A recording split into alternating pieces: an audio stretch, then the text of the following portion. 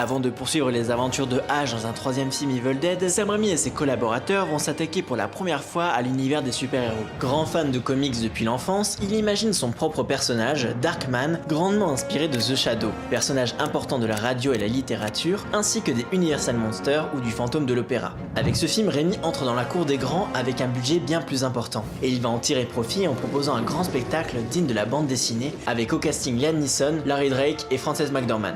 Si le film est prometteur, voire novateur, puisqu'on y retrouve déjà les prémices de la trilogie de Spider-Man, il a failli être sabordé en post-prod par Universal. Les exécutants imposent de nombreux remontages jusqu'à aboutir à une version complètement charcutée qui condamne le film à un échec certain. Heureusement, Rob Tapper, producteur du film, et Bob Murawski, le monteur de la plupart des films à venir, vont remonter le film en scred au dernier moment. Et aux grandes dames des distributeurs, c'est cette version clandestine qui sera la version finale. Darkman connaîtra un succès plutôt honorable et plusieurs suites, ce qui permettra à Raimi de réaliser Army of Darkness, ou autrement dit Evil Dead 3, qui plonge Ash au cœur du Moyen-Âge. C'était le plot initial du deuxième film qui devait s'appeler à la base Medieval Dead. Après l'horreur premier degré et la comédie burlesque, c'est un nouveau virage vers l'heroic fantasy. Raimi fera de ce troisième volet un hommage assumé au travail de Ray Harryhausen, faisant de l'armée des ténèbres une armée de squelettes sortis tout droit de Jason et les Argonautes. Stop motion, marionnettes, make-up, costumes, encore une fois un travail gigantesque sur le plateau pour un budget bien plus important mais rapidement limité.